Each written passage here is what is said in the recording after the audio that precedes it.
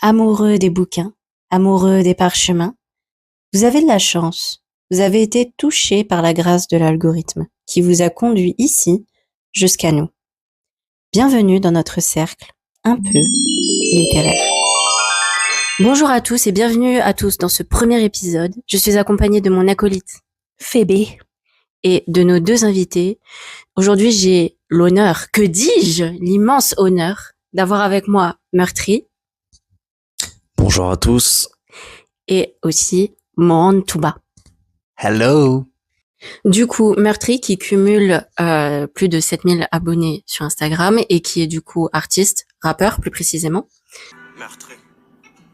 Les amis d'hier sont les amis d'hier. Seul Dieu sait de quoi sera fait demain. Quand je m'engage, je m'en sais pas à demi. Mais qui était là quand je criais aidez-moi? Qui était là quand tonton s'est fait tuer? Qui était là quand Dimitri est mort? Bébé, je sais que je le enchaîné, mais je vais leur faire du sale comme Kurapika. Quand je rappe, c'est précis comme maths appliquée. Quand j'écris, c'est très souvent thérapeutique. Voilà. Et Mohand, lui, qui... Ne parlons pas de... Tes abonnés, oui, pardon. Mais Mohand, tu cumules quand même sur TikTok quand même 15 000 vues. Ça fait un petit buzz. Donc, t'es quand même un petit peu quelqu'un dans le game. Oui. D'ailleurs, on mettra un extrait de cette vidéo qui est très sympathique. Avec plaisir. Exactement. Ouais. Je suis allé au parc Astérix pour la première fois il y a pas longtemps. C'était ma première fois dans un parc d'attractions. Et mes potes, les bâtards, ils m'ont fait commencer par Toutatis. Toutatis, pour ceux qui savent pas, c'est record de France de vitesse, ok? Record d'Europe en accélération et record du monde de Air Times. Air Times, c'est quand tu sens que tu vas mourir, là, tu décolles du ciel. Voilà. En gros, c'est comme si je m'étais fait dévierger par Thanos, tu vois. C'est le même truc, tu vois. Et du coup, Mohand qui est pour le coup humoriste, parce que du coup, on n'a pas eu le temps d'aller jusque-là, mais du coup, t'es humoriste. Je vous remercie en tout cas d'avoir accepté de participer à ce premier épisode. Ça me touche énormément. Tout le plaisir est pour nous. Alors, vous pouvez pas le voir actuellement, mais Mohand est très heureux. Il sourit de manière... Il est tout rouge. Voilà. Merci à vous pour l'invitation. À toi. On peut se tutoyer. Enfin, à vous. Enfin. Merci Mohand pour ton intervention. Voilà. Du coup, pour un peu expliquer aux gens, le but du podcast, c'est surtout de rencontrer des gens qui sont amenés à écrire, à lire aussi au quotidien. Là, cet épisode, il est vraiment centré autour des métiers artistiques, donc du coup la musique et le sketch. Et c'est vrai que pour moi, c'était important d'en parler parce que je travaille aussi du coup dans le domaine de l'édition. Et là, je suis vraiment d'un côté point de vue livre, publication de livres, etc. Mais c'est vrai qu'on a rarement l'occasion de parler à des gens qui lisent, pourquoi ils lisent, qu'est-ce qu'ils lisent aussi. Donc c'est pour ça que j'aimerais vraiment, au fur et à mesure des épisodes aussi, pouvoir rencontrer des gens, voilà, divers et variés, qui lisent plus ou moins et qui sont amenés à écrire. Donc voilà. Dans une première partie, on va d'abord expliquer et essayer de comprendre qui vous êtes. Voilà. Vous allez un peu nous raconter votre parcours de vie, d'où vous venez et comment vous en êtes venu à faire en fait les activités que vous faites aujourd'hui, qui sont pour moi impressionnantes, parce que j'aurais pas le cran, je pense, de faire ce que vous faites. Et voilà. Donc, je vous laisse vous présenter tranquillement. Meurtri, je te laisse la parole. Meurtri, artiste, rappeur du 95. Des Anvilles précisément. Ça fait à peu près une dizaine d'années que j'écris, que je rappe. À peu près depuis 2016, les premiers contenus, à l'époque c'était sur Facebook. Ça remonte. Et je dirais 2020, 2021, les premiers clips, les premiers projets un peu plus sérieux et structurés. Et voilà, pour la présentation, je pense que c'est déjà bien pour une amorce. Mohand, du coup. Nom de scène pour l'instant Momo, mais à redéfinir bientôt. Humoriste depuis un peu plus d'1 an. Je viens de Sarcelles, du coup. Comment j'ai commencé? J'ai fait une école de théâtre et de cinéma déjà pendant 3 ans. C'est là-bas que j'ai découvert le stand-up. Et je me suis dit pourquoi pas me lancer en solo. C'est ce qui m'a plus aimé en dehors du théâtre et du cinéma. C'est vraiment le stand-up qui m'a hypé, et puis j'étais passionné par ça depuis petit, donc la formation m'a aidé à me décomplexer un peu, à sortir de ma timidité et tout. Donc ouais, ça fait un peu plus d'1 an que je fais du stand-up. Et t'étais très timide avant, comparé à aujourd'hui? Je suis encore très timide, mais il faut savoir qu'avant, je pouvais pas parler en public devant plus de 2 personnes sans rougir, sans Ah ouais? perdre mes moyens. Tu sais, à l'école, quand c'était à mon tour de lire en classe, je devenais tout rouge, je perdais mes moyens, tu vois, genre c'était Ah, à ce point-là, ah en oui, fait. à ce point-là, fallait pas que je lise, fallait pas que j'aille au tableau, fallait que je pas, enfin tu vois, c'était vraiment le timide extrême. Et maintenant, ça me dérange pas de jouer devant 80 personnes, des trucs comme ça. Bon, c'est pas le zénith non plus, mais ça me dérange pas de prendre la parole en public et de m'exprimer, alors que je pouvais pas faire ça avant, quoi. C'est quand même énorme, 80 personnes. Je Ouais. pense que on aurait un peu du mal à enfin, Phébé comme moi, hein, je sais pas, mais à juste se planter devant une scène, en fait, et juste parler devant 80 personnes. Je ne suis pas sur la scène. Voilà. Moi, Je n'y vais pas. moi non. Moi, je suis dans le public généralement. Après, On a besoin du public, c'est plus important que... bon bah, allez voir Momo. Ouais. Vous pouvez le retrouver à Pigalle. Hein. Pas pour ce que vous pensez.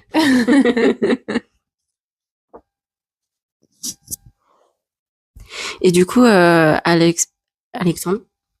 Tu peux. Ok. Et du coup, Alexandre, au niveau de ton parcours, enfin, du coup, je vous pose la question à vous deux aussi. Est-ce que vous n'avez fait que ça? Parce que vous me parlez du parcours scolaire, mais est-ce que au niveau du travail, vous avez fait d'autres choses aussi? Je sais pas. Avant d'être ce que vous faites maintenant. Avant de faire ce que vous faites maintenant, pardon. Pour résumer un petit peu le parcours, déjà, moi, j'ai fait un bac littéraire, donc un bac L qui n'existe plus. Donc, s'il y a des gens qui écoutent ça, voilà, bac littéraire. Ensuite, j'ai fait de la psycho à la fac et je me suis arrêté là. J'ai travaillé longtemps dans des établissements scolaires. Donc, j'étais ce qu'on appelle assistant d'éducation, plus communément appelé surveillant ou pion. Donc, moi, j'aime beaucoup travailler avec les jeunes. Et puis au niveau du taf, c'est à peu près ça. Maintenant, je fais autre chose. Je bosse un peu dans les assurances. Donc ouais, pas mal des choses au niveau du taf qui rythment un petit peu le quotidien à côté de la vie d'artiste. Donc ouais, il y a eu pas mal de choses. Et est-ce que dans ton parcours dans l'enfance, tu as été amené à lire? Est-ce que le bac L, ça a été un choix délibéré que tu as fait parce que tu aimais lire justement et que tu aimais écrire? Ou est-ce que c'est parce que par dépit, tu as dû aller là-bas? Alors, moi, ma logique à l'époque, c'était je n'aime pas les maths, je vais aller là où il n'y a pas de mathématiques. J'avoue qu'il y avait un petit peu de dépit là-dedans. Et en L, en tout cas à l'époque, tu n'avais pas de mathématiques. Donc déjà, c'était un petit peu un moteur. Mais après, ça correspondait à la période où j'ai commencé à beaucoup plus lire. Et il y avait aussi cet aspect de, ok, c'est plus axé lecture. Donc, pour moi, c'était évident, en fait. Il y avait un côté où ça va m'amener vers ce que j'aime et un côté, ça va m'éviter ce que j'aime pas. D'accord. À mon tour de parler de mon parcours, j'imagine. Tout à fait, monsieur Momo. Ouais. Bah, j'ai fait un bac ES. Donc, pareil pour les anciens, pour les nouveaux, renseignez-vous sur ce que c'est ES. Non, je rigole. Économie et sociale, du coup. Et après le bac, j'ai fait une année sabbatique. Voilà, c'était compliqué. J'ai quand même passé mon permis, je me suis mis à travailler et tout. Et donc, mon premier travail, c'était au McDo. J'étais équipier polyvalent pendant un peu plus de 5 ans. Ça m'a permis de payer mon école de théâtre et de cinéma que j'ai fait du coup pendant 3 ans. C'est là que j'ai fait mes premiers pas sur scène. C'est là où j'ai lu mes premières pièces de théâtre, etc. C'est là où j'ai découvert le stand-up. Et après les 3 ans, j'ai changé de travail. Du coup, je suis devenu assistant d'éducation comme le collègue meurtri à côté. Donc, ça fait 2 ans que je le suis. Là, je vais entamer ma 3e année. Et voilà. Travailler avec les enfants, c'est bien. Oh là là, la phrase de Marc Dutroux, c'est terrible. Et est-ce qu'on pourrait vous demander, là, dans votre vie de personne active, est-ce que vous lisez fréquemment? Est-ce que vous êtes amené... Bon, j'imagine que pour vos activités artistiques, vous êtes amené à devoir lire et écrire, mais est-ce que vous le faites plus par... Vous le faites à quelle fréquence, en fait? Alors, je lis quand je ressens le besoin de lire, c'est-à-dire que je ne suis pas un très grand lecteur. J'ai beaucoup lu dans ma vie, mais je traverse une période, on va dire, où je lis moins. Mais ça m'arrive de lire quand je me dis, bon, ça fait longtemps que j'ai pas lu, j'aimerais bien travailler un petit peu mon cerveau et tout ça. Enfin, puis Super, c'est rassurant. Oui, non, mais lire, ça fait du bien parce que ça permet de s'évader un peu, ça permet d'enrichir son vocabulaire, ça permet de plein de choses, quoi, de s'inspirer aussi. Donc, on va dire que je peux lire en ce moment 1 à 2 livres par an. Donc, je lis pas énormément, mais j'ai traversé une période où je lisais beaucoup de livres en très très peu de temps parce qu'il fallait apprendre, parce qu'il fallait élargir la culture. Je parle du théâtre notamment, où on bouffait beaucoup de pièces de théâtre. Donc, ouais, on va dire que je lis, mais pas autant qu'avant. D'accord. Mais du coup, tu lisais beaucoup Pendant tes années d'études, finalement. Voilà, pendant tes Voilà. années d'études et tu C'est ça. lisais beaucoup de pièces de théâtre. Et Exactement. maintenant, si tu dois lire, tu lirais quoi? Tu vas vers juste ce qui te plaît, ça peut être tout et n'importe quoi? Alors, je garde une grande passion pour la sociologie, donc si c'est de la socio, je suis naturellement attiré. Sinon, des romans un peu plus classiques, on va dire. Voilà. Ok, ça marche. Ouais. Et du coup, Meurtri, à ton niveau, ça se passe comment? Alors, au niveau lecture, je dirais que c'est quasi quotidien. C'est vrai que c'est un truc que j'ai intégré dans ma routine, dans mes habitudes depuis pas mal de temps. Il y a des périodes où tu lis moins. C'est vrai, faut le dire. Il y a des périodes où tu lis moins parce que c'est une question de temps parfois. Parfois, t'as moins envie. Moi, je fais le parallèle avec les séries. Par moment, tu peux en consommer beaucoup et par moment, t'en regardes moins. Ben, Oui. si tu veux, c'est la même chose. Et au niveau de mes lectures, c'est assez varié. Moi, je dirais que j'aime beaucoup lire pour apprendre. Pour moi, lire, c'est le meilleur moyen de s'instruire. Et je trouve que c'est quelque chose qu'on valorise pas assez. Donc, par exemple, en ce moment, je lis un livre sur le copywriting. Désolé pour l'accent, il est pas top. Incroyable. Un vrai accent. Merci. Donc voilà. Donc beaucoup lire pour apprendre. Ça fait un moment que j'ai pas lu de roman. L'un des derniers romans que j'ai lu, je crois que c'était La Passe Miroir. Ça va parler à la personne qui est à ma droite. Ah, Voilà. Tout à fait. Donc ça peut m'arriver de lire du roman, mais en général, j'aime beaucoup lire pour m'instruire. Et c'est quasi quotidien. Je lis dans les transports. Donc j'ai des trajets de transport quotidiens, donc je lis dans les transports. Et quand la lecture elle est vraiment intéressante, et ben tu poursuis chez toi en fait. Mm. Donc, voilà. oui, tu connais ce sentiment de ça te travaille et t'as hâte de rentrer pour, Clairement. Comme pour la passe miroir, par exemple. Par exemple. par exemple. Il a été plus rapide que moi. Hein. Ah, le livre, je l'ai dévoré. Oui. Enfin, les livres. Et je préfère aussi poser la question à mon acolyte juste à ma gauche. Toi, est-ce que tu lis souvent? Qu'est-ce que tu lis? À part la passe miroir, évidemment. Je m'y attendais pas, celle-là. Alors oui, moi, je lis, on va dire que quand je suis rentrée à l'université, mon amour pour la lecture est totalement parti. Je suis de formation bac L, donc je suis quelqu'un qui aime lire de base.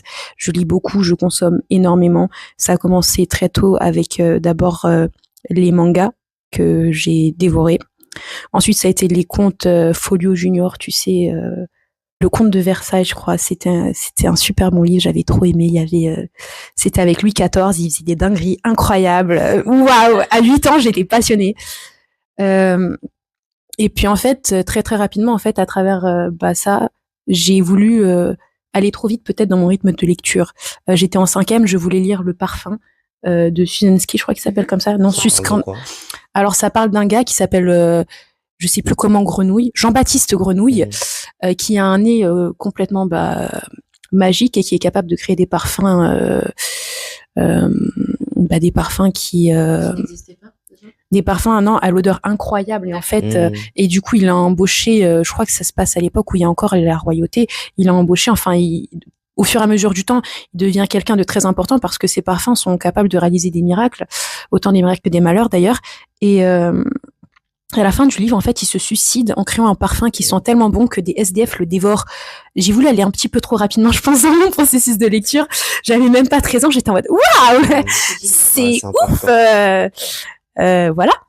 Mais oui, voilà, je lis un petit peu de tout. Et là, en ce moment, je me suis acheté la compilation de livres de l'autrice qui a fait Achille, Circé et je sais plus c'est quoi le dernier roman. Et j'ai l'intention de le lire pendant mon vol de 14 heures. Voilà. Voilà, c'est. Dis-nous où tu pars quand même. Ah oui.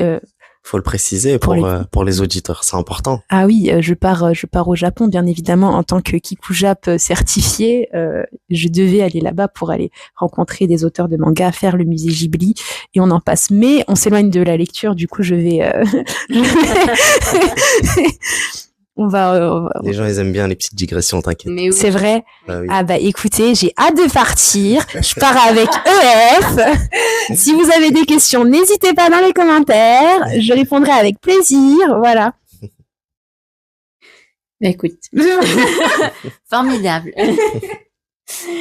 Bah écoutez, merci pour cette présentation. Aujourd'hui, oui. Excusez-nous, Madame la présentatrice, mais il me semble que vous ne vous êtes pas C'est finalement vrai, nous, on veut savoir. présentée. Je Ça pense intéresse que je n'ai les gens. pas de compte à vous rendre. Je rigole.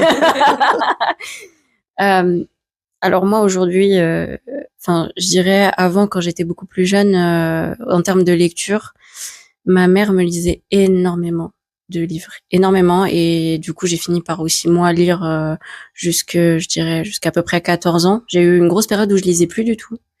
Après, je pense que ça arrive à plein de gens de plus lire. J'ai entendu que c'était très fréquent aussi qu'il y a une période à l'adolescence où beaucoup d'ados en fait ne lisent plus et se remettent à lire une fois adultes. Je ne sais pas à quoi c'est dû. J'ai mes petites idées, mais je ne dirai rien. T'es une mégère. Et après, je me suis remise à lire, mais je lis vraiment de tout et selon en fait mon envie du moment. Il y a des moments où je vais lire des livres ou qui prennent un peu plus de temps à être lus et compris aussi.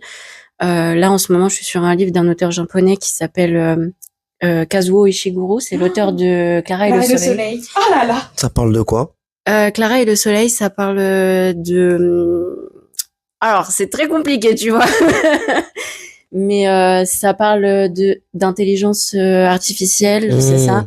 Et en fait, c'est l'histoire d'une petite fille qui va rentrer du coup dans cette boutique d'intelligence artificielle. Donc on parle d'un monde où en fait c'est tout à fait normal pour une ado ou un enfant d'avoir son intelligence artificielle à soi, qui l'accompagne au fur et à mesure, qui lui apprend des choses. C'est une œuvre qui est très abstraite. Je pense qu'il faut prendre le temps de la comprendre. Alors, je vais pas vous mentir que j'ai lu les 10 dernières pages dans le train et que je me suis endormie, donc je me souviens plus de la fin. Mais je suis sur une autre œuvre de cet auteur-là qui raconte... Sans te couper, j'ai une question. Est-ce que ça t'arrive de relire des livres? Ouais, ça m'arrivait. Maintenant, non. Et je vais expliquer pourquoi après. En fait, tout simplement, c'est parce que maintenant, comme je travaille dans le monde du livre, il faut que je lise en permanence à un rythme ultra soutenu et j'ai pas le temps des fois de revenir à un livre en fait. Mais t'as pas de livre confort? C'est-à-dire? Personnellement, je sais que moi, parfois, quand je vais être déprimée, tu vois, ou triste, ou que je vais avoir besoin d'un petit coup de boost, et ben j'ai un livre confort, je vais le lire pour me faire du bien à l'âme. Ça va être pareil avec les séries ou avec les films, c'est mon livre confort où je sais que je vais retrouver des personnages qui me font du bien à l'âme, qui vont me faire rire, qui vont me faire pleurer, on est la même famille, wesh. J'ai eu ce sentiment avec le livre que je t'ai prêté l'autre jour. Il y a genre 2 ans, mais c'est pas grave. C'était Les Mémoires de la forêt. Ah oui. Parce que c'est un livre en fait qui contient beaucoup d'illustrations. En fait, c'est un livre qui est fait pour la jeunesse, mais qui aborde des sujets très très profonds. Et il aborde un peu le thème de l'Alzheimer. Comment est-ce qu'on gère la maladie? Et en fait, c'est l'histoire de plein de petits animaux dans une forêt et en fait, on va suivre les aventures de René. Non, c'était pas du tout René. C'est pas du tout René la taupe, pas du tout. C'est Ferdinand la taupe, voilà. Et son ami Renard, en fait, Ferdinand, il cherche sa femme. Il sait plus où est-ce qu'elle est partie et en fait, ils vont la chercher ensemble. Et parce qu'en fait, René la taupe je vais y arriver. Ferdinand. Purée, c'est à cause de toi, Momo, je suis désolée. Mais je tiens à préciser que Momo m'appelle souvent la taupe. Voilà. Donc c'est pour ça que ça reste. Mais du coup, oui, Ferdinand, il est atteint de la maladie de l'oubli, donc qui est implicitement la maladie de l'Alzheimer. Ok. Et en fait, c'est un peu triste. Donc je sais que je dis que c'est mon truc confort, mais en fait, les illustrations sont très mignonnes. Ok. C'est adorable. Elles sont super mignonnes. J'ai pu rencontrer l'illustratrice et elle est super gentille en plus.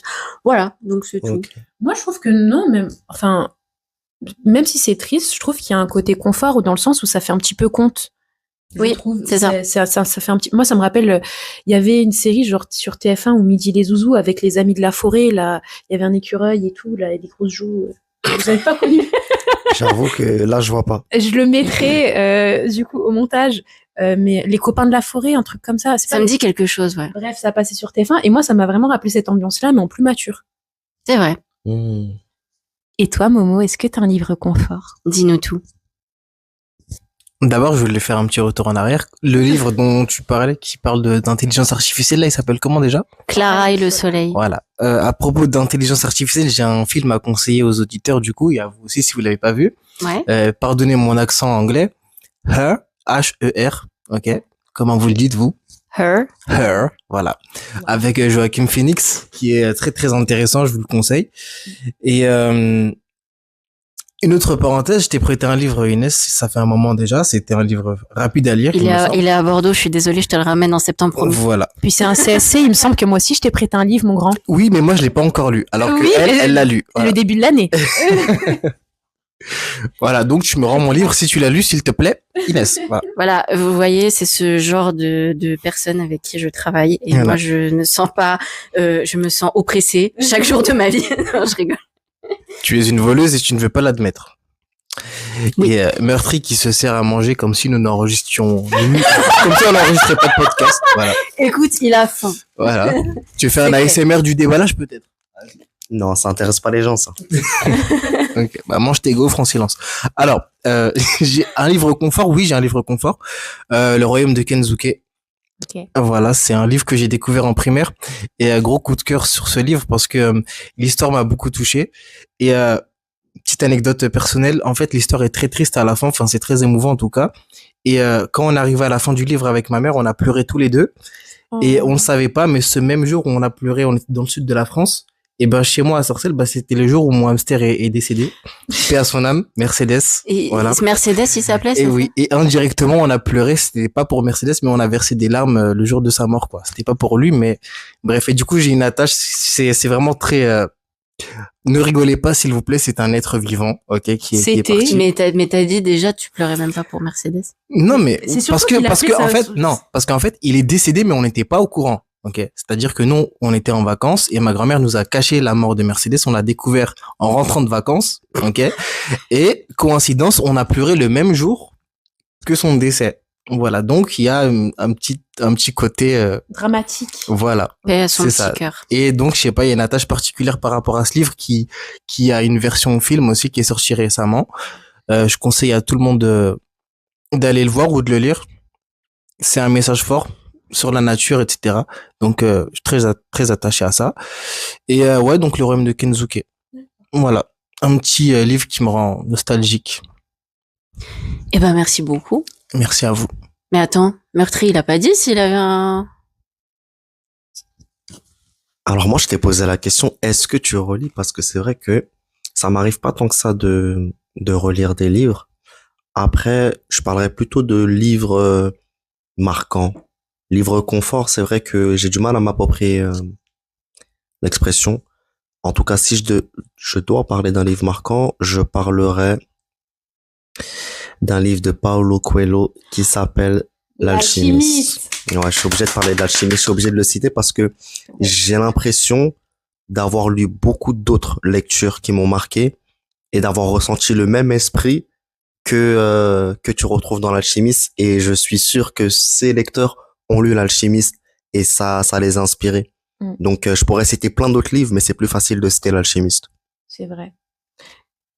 Vas-y. Et on parle surtout des livres. Là, on parlait des livres qu'on est amené à relire ou qui nous ont marqué. Mais est-ce qu'il y a des livres que vous n'avez jamais fini parce que c'était horrible pour vous de continuer la lecture? Ah ouais, je vois ta tête, Momo. T'en as plein.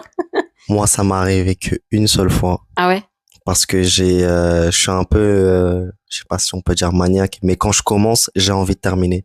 Même si ça me plaît pas, Mhm. j'ai envie d'aller au bout. Mais une fois, j'ai été vaincu, et c'était un livre en anglais qui s'appelait Bhopal, je crois. C'est une catastrophe, enfin, ça parlait d'une catastrophe écologique qui s'est passée en Inde. Et c'est vrai que mon niveau d'anglais ne me permettait pas de lire un livre de 400 pages. Donc j'ai abandonné aux alentours de la moitié. Mais sinon, en général, je suis né. Ah, t'as été quand même à la moitié, hein. Ouais. Ça va. Et toi, Momo? Alors, rien qu'au titre du livre, vous allez comprendre pourquoi je l'ai pas fini. Vas-y. Le suicide. Quoi? Pardon. Le suicide. Ah, ça, c'est tout, ça s'arrête là. Super. Écrit par Émile Durkheim, donc c'est un livre enfin, c'est dans la sociologie. Ok. Mais vraiment, faut s'accrocher parce que c'est très très long. Ça ne Mm. parle que de suicide. Ah, en même temps, fais le titre. Voilà. Donc, faut s'accrocher. Ça allait pas parler de tarte à la crème. Hein. Voilà. Faut s'accrocher. Sinon, dans le théâtre aussi, il y a, je crois que c'est Henri VI ou Henri, je sais Henri VIII, plus. non? Peut-être? Ou je sais plus. Henri quelque chose. Ok. Mm. C'était en 3 volets. Et j'ai même pas fini le premier. C'était, Ah ouais? Ouais, c'était trop compliqué. Trop. En fait, c'était Game of Thrones version compliquée. Enfin, déjà que c'est compliqué Game of Thrones, je vous laisse imaginer ce que j'ai dû lire. Ok. C'était une souffrance. Ok. Du coup, j'ai fait bon, vas-y. On va faire un travail à côté. On va essayer d'adapter. Je vais lire que les passages de mon personnage. C'est Ok. tout. Voilà. Du coup, j'ai lu que ça. C'était très compliqué. D'accord. Voilà. Ok. Et toi? Je parle à Phébé. Moi, c'est compliqué. En fait, j'aime pas quand tu m'imposes des livres à lire. Faut savoir ça. Je suis partie en L, mais moi, je choisis. Tu m'imposes pas mon livre. Retenez ça en tête. Et on avait eu un livre à lire quand on passait le bac de français, tout simplement. Le livre Voyage au bout de la nuit de Céline. Pour certains, c'est une œuvre littéraire incroyable. Moi, je me faisais chier. Désolée, c'est pas mon univers. J'aimais pas l'écriture du monsieur. Ça ne m'intéressait pas. C'était pas quelque chose qui me faisait vibrer. Après, à contrario, il y a déjà des livres dont j'ai retardé la lecture parce que j'avais pas envie de quitter l'univers. Je sais pas si vous avez déjà eu ça, mais en fait, j'étais tellement bien que j'avais pas envie de savoir. En fait, je voulais rester avec eux et ça me faisait mal. Et il y a parfois, bon, oui, la passe miroir, par exemple. J'avais des larmes dans les yeux parce que déjà ça finissait pas comme j'avais envie que ça finisse, numéro 1, et numéro 2, tout simplement j'avais pas envie de dire au revoir en fait, parce que au fur et à mesure de ta lecture tu t'accroches à ces personnes, parfois tu vas t'identifier, parfois tu vas vouloir les aider alors que franchement tu ne peux rien faire, hein, c'est déjà écrit de toute façon, ouais, voilà. J'ai vachement digressé, je sais plus pourquoi je disais ça, mais j'espère que vous passez un bon moment. Je repasse la parole. Qui veut parler? Qui veut parler? Bah écoute, merci en tout cas pour toutes ces précisions. Mais ce qui serait intéressant de voir aussi, c'est comment vous écrivez. Donc aujourd'hui, là je vais m'attarder sur Momo. Momo, tu écris des sketchs. Tout Voilà. à fait. Donc c'est toi qui écris tes sketchs que tu réalises sur scène du coup. Mhm. Et pour le coup, comment est-ce que tu écris tes sketchs? Qu'est-ce qui te vient en tête? De quoi? Enfin, tu t'inspires de quoi en fait pour tout ça? Alors déjà, écrire, c'est un besoin de s'exprimer déjà pour moi. C'est-à-dire que essentiellement, mes sketchs, ça repose sur ma vie, sur mes expériences personnelles, des choses qui souvent m'ont, je vais pas dire traumatisé, mais qui m'ont fait passer un mauvais moment, quoi. Et j'ai envie de rire de ces choses pour pouvoir tourner la page plus facilement, on va dire. Je sais pas si c'est vraiment ça, mais en tout cas, il y a de ça dedans. Et du coup, j'essaie de voir d'un point de vue extérieur parce que je suis quelqu'un qui a beaucoup d'autodérision, j'aime beaucoup rire de moi. Et c'est facile de se moquer de son physique, par exemple, ou de se moquer de quelque chose qu'on a raté. Mais souvent, il y a des choses qui sont plus profondes que ça, des expériences de vie vraiment qui nous ont marqué. Et essayer de voir ce qu'il y a de drôle dedans, ok, pour avoir assez de détachement, en parler aux gens et voir leur retour, ce que eux ils en pensent, et en retirer ce qui finalement a de positif ou ce qui a de se moquer de soi. Donc on va dire que je m'inspire surtout de ma vie. Ensuite sur la technique d'écriture, on va dire que ça passe surtout d'abord par de l'oral. Ok. C'est-à-dire que je m'entraîne oralement à vouloir dire ce que je veux dire. Et quand il y a des blagues, on va dire, qui sont techniques ou des jeux de mots un peu techniques, là, je les mets à l'écrit pour pas les oublier. Donc, on va dire que j'écris des grandes lignes, on va dire, ou des blagues très précises. Et le reste, j'essaie juste de suivre une trame, en fait. C'est-à-dire que je sais déjà de quoi je vais parler. Donc, on va dire que je commence par ça, ensuite ça, ensuite ça. Donc, je garde la trame et j'écris, on va dire, peut-être les transitions ou les blagues très techniques ou des choses comme ça. Donc, c'est comme ça que j'écris en général. Et j'écris pas seul. Et Ok. j'ai un ami dont le métier principal est rappeur. Ce n'est pas Meurtri, c'est un autre artiste. Oh. Dédicace à SMC s'il écoute ce podcast, qui m'aide beaucoup à écrire des sketchs. Il faut s'entourer quand on écrit des sketchs de gens qui ont un regard critique et des gens. Je pense que Meurtri le fait aussi. Quand t'écris tout seul, en général, bon, tu peux faire de bonnes choses, mais c'est bien d'avoir un retour de quelqu'un qui est dans le milieu ou quelqu'un qui connaît le milieu pour avoir un retour constructif et pertinent. Parce que, si t'as écrit un livre, Phoebe, il y a pas longtemps, il me semble, je sais pas si tu veux en parler ou pas. J'ai pas été au bout, malheureusement, le concours s'était terminé avant, Ouais. mais oui, j'ai écrit. Voilà. Mais j'ai déjà participé à un concours de nouvelles, notamment, Mhm. et je l'avais fait lire à Meurtri, à Inès, Voilà. à toi aussi, il me semble. C'est quelque chose, oui, c'est important d'avoir des retours. Exactement, Je les suis retours, c'est très important. Tu peux pas écrire ton truc dans ton coin et le sortir comme ça, à part si t'as une grosse confiance en toi. Mais c'est important de faire lire ou de faire écouter ce que tu produis à ton entourage et avoir un bon entourage, pas faire écouter à n'importe qui, c'est important. Et quand tu présentes en fait ce que t'écris, tu le joues ou tu envoies juste sur papier en fait ce que t'as écrit? Alors, entre humoristes, on n'a pas besoin de jouer nos sketchs. Ok. À part si vraiment il y a du mime ou il y a quelque chose comme ça, du coup on essaie de se voir pour que je le joue devant toi. Mais sinon c'est vraiment le texte, on envoie juste le texte. Qu'est-ce que t'en penses? Est-ce que tu penses que c'est trop vulgaire? Est-ce que tu penses que c'est trop déplacé? Est-ce que tu penses que c'est drôle? Tout simplement. C'est le but après. Faut faire rire après tout. C'est surtout par rapport à ça. Donc ouais, en général j'envoie le texte brut ou sinon j'écris directement avec la personne. Je sais que j'écris beaucoup avec SMC, mon partenaire. Voilà.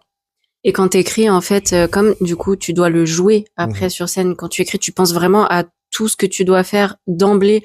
Je sais pas, ça peut être ton expression du visage ou un mouvement avec ta main ou ce genre de choses. Est-ce que tu penses d'emblée à ça ou est-ce que c'est en le jouant que les choses te viennent plus naturellement? Le jeu corporel, en général, je le laisse de manière naturelle. J'essaie de pas trop le travailler, sauf si il y a un moment précis où je dois imiter quelqu'un ou si je dois imiter, je sais Oui. pas, une situation que je dois reproduire. Là, je m'entraîne un peu avant. Mais sinon, en général, le jeu corporel sur scène, j'essaie d'être le plus naturel possible. Et étant un arabe, je parle beaucoup avec les mains. Voilà, je parle beaucoup avec des gestes, etc. Mais c'est pas quelque chose qui est calculé, qui est travaillé à l'avance. C'est vraiment, j'essaie d'être naturel. En fait, l'objectif dans le stand-up, c'est pas de réciter un texte que tu connais par cœur. C'est vraiment de parler avec le public. C'est vraiment d'avoir un échange. Donc, réciter un texte, le public le voit tout de suite. Ok, donc j'essaie de pas réciter un texte, vraiment d'échanger. J'essaie d'improviser un peu des fois, mais c'est compliqué. Je suis pas très à l'aise avec l'improvisation, interaction avec le public, etc. Donc j'essaye, mais souvent c'est pas très pas très fructueux. Non, ok. Ah, j'ai cru que t'allais dire quelque chose. On a tous cru. Phoebe nous a Voilà. mis une feinte. Voilà, bravo. Voilà. Et justement, transmettre les émotions avec le public, c'est pas facile. Ouais, je veux dire, ça t'est déjà arrivé aussi d'avoir aucune émotion venant d'un public. Comment est-ce que tu réagis C'est face très à ça? compliqué ça. Comment tu rebondis? Comment ça se passe en fait? À ce moment-là, dans ta tête, tu te dis quoi?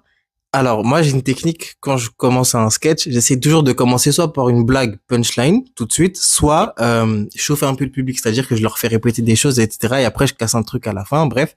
En tout cas, établir un contact tout de suite. Après, dans le cas où le public n'est pas réceptif, le public est fatigué, le public a une journée compliquée, le public n'a pas envie de participer, ok? Donc, fais ton travail farfadet et me demande pas de participer, ok? Comment survivre sur scène, jouer avec la gênance, jouer avec le fait que les gens n'ont pas rigolé. Et ça, c'est quelque chose qu'il faut maîtriser. C'est pas quelque chose qui... Tu peux pas l'improviser comme ça, en fait.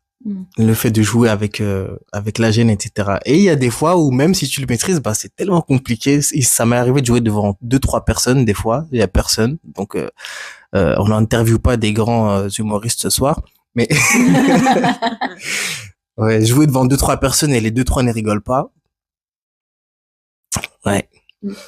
C'est compliqué et c'est pas facile, mais c'est de l'expérience et quand t'arrives à survivre à ça avec des salles plus remplies, un public réceptif, ça devient beaucoup plus facile après. Je vois. Ouais. Et il y a un truc dont on n'a pas parlé peut-être dans la première partie, c'est vos styles. Du coup, de qui tu t'inspires? Qui sont les humoristes que tu admires? Est-ce que tu t'inspires d'eux aussi? Quel est ton style d'humour? Dis-nous tout. Alors, j'ai pas un style d'humour. J'aime l'humour en général. Ça peut être l'humour noir, ça peut être des choses plus propres, plus familiales, etc. Mais on va dire que mes références, c'est Gad Elmaleh, Jamel Debbouze, les classiques, les incontournables. Sinon, j'aime bien Roman Frécinet aussi de la nouvelle génération. Fabrice Eboué, que j'ai été voir en spectacle, qui m'a tué de rire. J'aime bien Blanche Gardin aussi, un peu dans la provoque. Mustapha El Atrassi, qui était très trash, pardon. Donc ouais, j'essaie vraiment de m'inspirer un peu de tout et je vais pas dire que je fais un combo de tout, mais prendre ce qu'il y a de bon chez chaque artiste et essayer de donner ma version des choses, quoi, en fonction. Ok, alors moi j'aurais une question pour toi, j'aimerais qu'on fasse un petit rewind. Tu disais que toi tu choisissais d'écrire pour partager. Il y a certaines personnes qui vont choisir d'écrire parfois, mais de pas partager tout simplement avec les gens. Pourquoi est-ce que toi tu ressens ce besoin de partager avec ton public, la communauté, enfin le monde en général, quoi?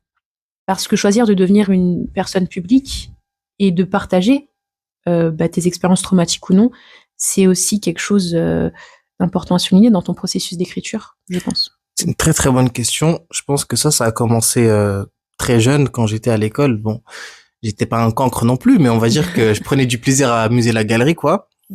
Et je sais pas, ma mère m'a toujours dit que ce serait bien que, au lieu de faire des blagues à la maison, etc., bah monte sur scène et fais rire les gens puisque t'aimes le faire. Donc je l'ai pas fait tout de suite. J'ai d'abord fait une école de théâtre, du coup, comme je vous l'ai dit. Et en fait, au théâtre, quand tu joues une pièce que t'as répété et répété en amont, faut savoir que quand on va voir une pièce ou un spectacle, il y a des mois, voire des années de travail qui sont derrière, qu'on ne voit pas. Des répétitions, des gens qui deviennent dépressifs, en fait, qui perdent du poids, qui remettent toute leur vie en question pour donner ce résultat final. Ok.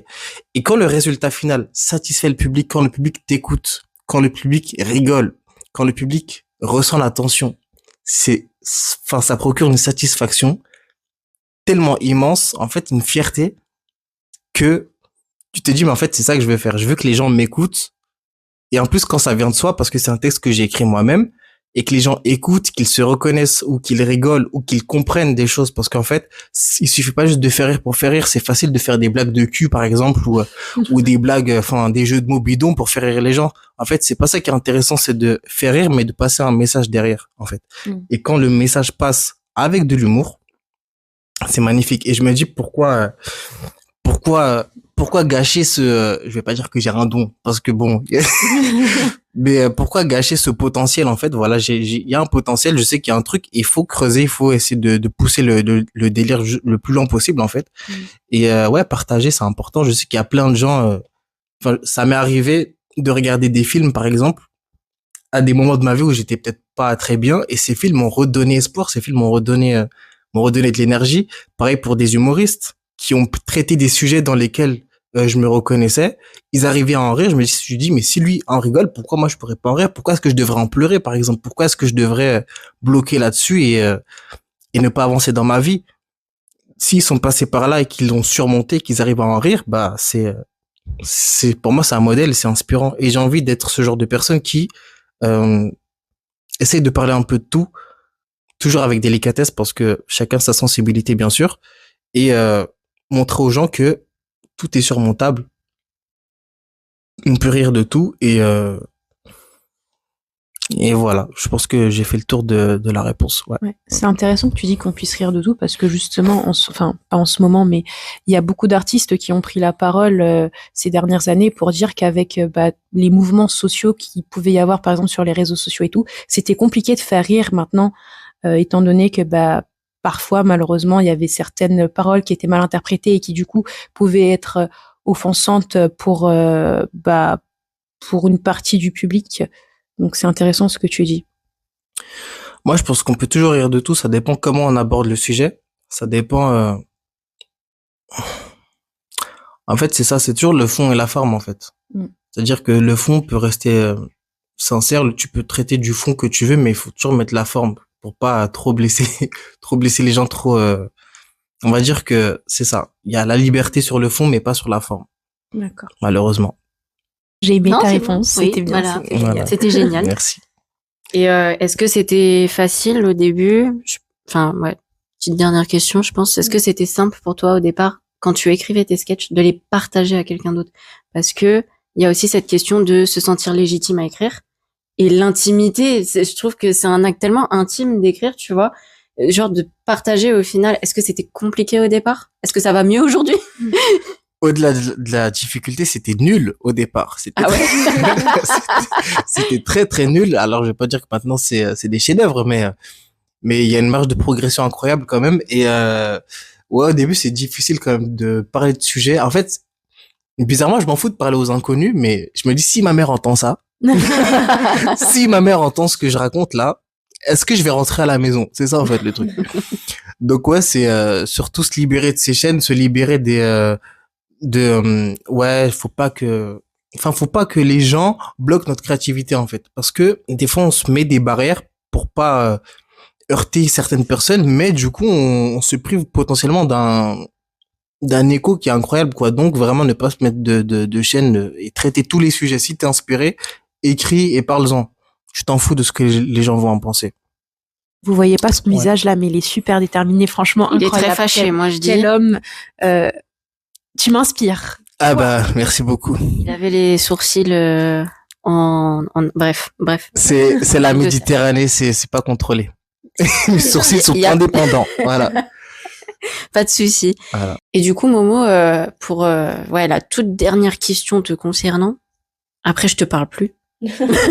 Jure-le-moi que tu me parles plus. Promis juré.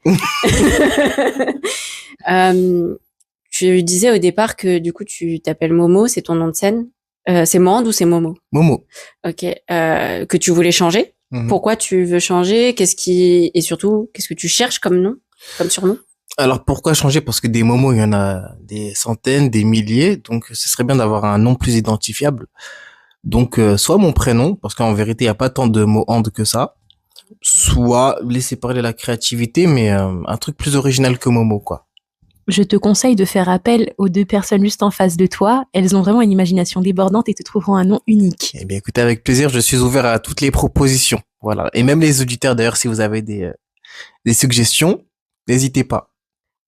Vous aurez des images pour que vous puissiez proposer des idées. Voilà. Il ressemble à Choupi. Il est trop mignon. Ouais, c'est vrai, tu pourrais t'appeler Choupi. Mais je pense que ce nom est pris. Je pense aussi. C'est une marque déposée. Je pense.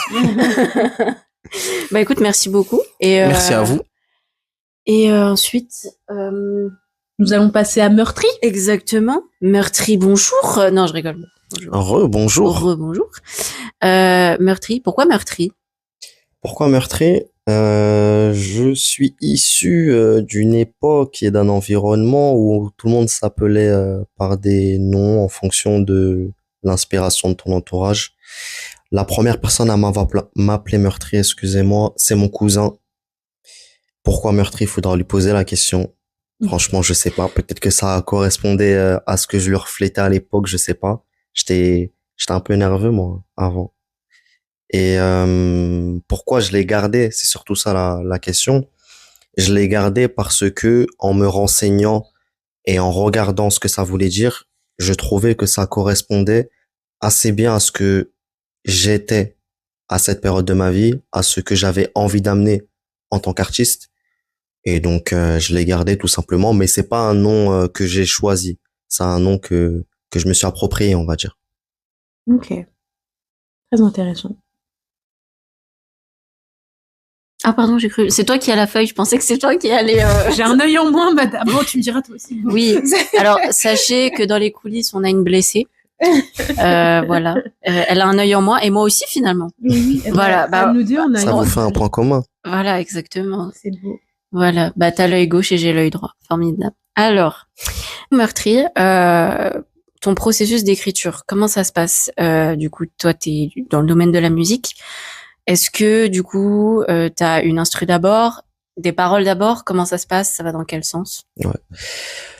En général, au niveau des artistes, hein, je mets pas forcément les rappeurs dedans. Au niveau des artistes, t'as énormément de procédés d'écriture. Donc le processus que je vais décrire, il est propre à moi et il a pas toujours été le même. C'est en évolution. C'est pas une méthode et c'est la recette magique. À un moment donné, t'essayes telle chose, ça fonctionne bien. Des fois, t'as besoin de renouveler, donc t'essayes autre chose. Donc je vais décrire la méthode que j'ai actuellement. Actuellement, j'écris sur du coup un beat, ce qu'on appelle une instru. Je lance l'instru. L'instru, généralement, elle va dégager une émotion. Ça peut être la tristesse, ça peut être la joie, ça peut être la mélancolie. De par l'émotion, tu vois un petit peu de quoi tu as envie de parler. Donc, tu vas poser une première phrase. Moi, j'écris sur ordi, je sais pas si je l'ai dit depuis peu. J'écris une première phrase. Et de par cette première phrase, et ben en fait, tu commences à avoir une trame. Donc, tu sais que l'émotion, c'est ça. Tu as commencé par telle phrase, je sais pas moi, euh, l'avenir est sombre, comme je sais pas, le reflet dans mes yeux, peu importe. Donc tu sais de quoi personne, hein, ouais. Donc tu sais de quoi tu as envie de parler, tu vois, voilà, tu as l'avenir, tu as le côté sombre. Donc voilà, tu vas peut-être parler de bah du coup de l'avenir que tu imagines sombre et tu as une trame, tu as un déroulé, tu vas jouer sur des images sur tout un long. En général, c'est un peu comme ça. Tu as une instru, t'écoutes l'instru, elle déclenche une émotion, de cette émotion, tu as un début et de ce début, tu fais ta trame. D'accord. Moi, j'aimerais rebondir parce que bien évidemment, on a observé ton travail avant de t'interviewer parce qu'on est vraiment des personnes incroyables finalement. T'as confié dans l'une de tes stories Insta que tu écoutais aussi énormément des musiques à l'ancienne, si je peux appeler ça ainsi, afin de t'inspirer dans tes textes. Donc, est-ce que, bah, là, admettons, si on te demande de composer quelque chose, tu vas d'abord écouter ta musique, puis après tu vas écouter le beat, puis après ça va t'inspirer pour écrire, ou est-ce que tu vas avoir d'abord l'inspiration de l'émotion à travers la première écoute de ton beat, et après tu vas écouter tes autres musiques, et c'est comme ça que va découler l'inspiration. C'est super intéressant. Au niveau des inspirations, déjà effectivement, moi je suis un enfant du rap des années 2000, donc ce qui va être les Kerry James, les Rof, ce qui va être les Booba, les Mac Taylor et j'en passe. C'est des artistes que j'ai beaucoup écouté. Et en fait, le logiciel, je l'ai en tête. Donc, quand je vais écouter un beat, j'ai mes références en tête. Donc, en fait, les inspirations, je les ai tellement digérées que je les ai en tête. Quand vraiment j'ai envie d'aller vers un résultat qui est très précis, ça peut m'arriver d'aller écouter une musique très précise. Par exemple, je vais donner un exemple récent. Je suis en train de travailler avec une artiste elle s'appelle Lumi. J'aime beaucoup son univers. Il est assez proche du mien, je trouve. Donc, on travaille ensemble et je me suis dit qu'est-ce qu'on pourrait produire d'intéressant ensemble. Donc, pour le coup, avant même d'écouter un beat ou quoi dans la discussion, je me suis dit, ok, ce serait cool qu'on fasse tel délire, qu'on aille vers telle chose. Ah, ok, est-ce que tu connais telle musique? Et là, on a écouté le son de Jam Sevita qui s'appelle Confession Nocturne. Si ma mémoire est bonne, excusez-moi. Oui, très connu. Très connu. Très bonne musique. Et voilà, la logique, c'était d'aller dans quelque chose de dynamique, dans un passe-passe qui fait un peu théâtre au final. On se renvoie la balle. Et avoir un peu la polarité de garçon, fille. Je trouvais ça intéressant. Donc, du coup, on a été réécouter cette musique-là. Et de par ça, on a produit des ébauches. Et de ces ébauches, arrivera peut-être un résultat futur qui sortira peut-être. Et qui, on le pense, sera très prometteur. On l'espère. T'as aussi fait une pause récemment dans ta carrière, car tu expliquais sur Insta que tu trouvais que Meurtri, ça ne te correspondait plus et qu'aujourd'hui tu étais heureux. Donc, est-ce que ton écriture finalement, elle est seulement inspirée par la mélancolie que tu peux avoir du monde, Ou est-ce que finalement, C'est quelque chose qui peut être amené à évoluer finalement. Voilà, tout à fait. Et est-ce que du coup, un changement de nom serait peut-être aussi envisageable en tant qu'artiste? La question que je me suis posée, effectivement, c'est un artiste qui prône la mélancolie, qui véhicule la mélancolie, qui écrit parce que ça fait partie de son essence. Qu'est-ce qu'il raconte quand il va bien? Et je suis arrivé à une période où voilà, j'avais déjà l'impression d'avoir fait le tour des sujets qui tournaient autour de ma vie. J'avais l'impression aussi de passer à autre chose sur pas mal de choses, beaucoup de changements, et je me sentais mieux. Et comme je me sentais mieux et que j'ai toujours écrit quand je me sentais pas forcément très bien, je ressentais plus l'utilité d'écrire. Et pour moi, il fallait qu'il y ait une sincérité dans la démarche pour pouvoir proposer quelque chose. Donc du coup, j'ai fait une pause, j'ai vécu, je suis retourné à la vie et j'ai fait mon retour à partir du moment où je sentais que il y avait un axe et une démarche sincère qui était réabordable. Donc peut-être que ça veut dire que ça va plus aussi bien. Peut-être que ça veut dire que j'ai élargi mes sujets et que je vais parler d'autres choses que des choses qui me concernent moi. Peut-être que ça veut dire que je vais parler de choses moins profondes, mais peut-être plus axées sur une forme. Il y a matière à pas mal de possibilités. Et au final, ça va faire un petit peu teasing, mais je laisse les gens suivre et me suivre pour découvrir un petit peu l'issue de tout ça, quoi. On dirait qu'on est au cinéma. C'est vrai. Et j'avais une question qui m'est venue, mais je crois qu'elle est partie par rapport à ce que tu disais. Pendant ta pause, voilà, est-ce que tu as continué d'écrire ou même là, tu t'es stoppé et tu t'es dit je fais même une pause de l'écriture? Ah, j'ai tout arrêté parce que pour écrire, j'ai vraiment le besoin d'écrire avec les émotions au final. J'ai besoin de sentir que ce que j'écris c'est vrai, que c'est palpable. C'est comme ça que j'ai construit mon identité et mon écriture. Et donc du coup, je ne pouvais pas, syndrome de la page blanche, et au-delà de ça, j'en avais même pas envie. Donc c'est revenu, j'ai décidé de faire mon retour à partir du moment où j'ai recommencé à écrire. Donc je me suis dit OK, si j'arrive à écrire, c'est que ça part d'émotions qui sont vraies. Si les émotions sont vraies, donc c'est que je peux les proposer. Donc il y a peut-être un retour à faire. D'accord. OK, c'est super intéressant. Tu parles quand même de sujets qui sont peut-être très durs. Pourquoi avoir choisi de partager ça avec un public tout comme Monsieur Mohand finalement? Pour remonter un petit peu à la genèse, je sais pas si j'ai choisi de présenter ou si vraiment ça s'est fait de manière un petit peu inconsciente. Moi, j'ai pas commencé la musique tout seul. J'ai commencé la musique à cette époque-là. Je vivais en Guadeloupe, à Pointe-à-Pitre. J'étais assez jeune, hein, je devais être au collège. J'avais des amis qui, voilà, le mercredi après-midi pour s'amuser, faisaient des freestyles, écrivaient des textes. Donc c'était mes amis, on était ensemble, donc je faisais comme eux au final. Et quand je suis revenu en France métropolitaine, j'avais d'autres amis qui faisaient aussi la même chose, donc j'ai poursuivi. Et puis à cette époque-là, ça va remonter, mais les premiers téléphones où tu avais la petite caméra, donc on se filmait, on postait pas forcément, mais il y avait cette démarche de se filmer. Et puis quand eux ont arrêté, moi j'ai continué. Peut-être que j'aimais un petit peu plus ça. Tu deviens tendu, t'es beaucoup plus agro qui n'y paraît ou qui n'y paraît. Après, si c'est précis, j'ai plusieurs facettes. Minimum qualité assurée, pareil sur la durée. Les MC que tu supportes méritent d'être censurés. Et avec le recul, je dirais que j'ai toujours été artiste, même avant d'être rappeur. Et le rap, l'écriture, ce n'est qu'un vecteur de ce que j'ai envie de véhiculer. Avant l'écriture, je faisais beaucoup de dessins. Je dessinais beaucoup. Parce que je pense que j'ai toujours eu envie de transmettre.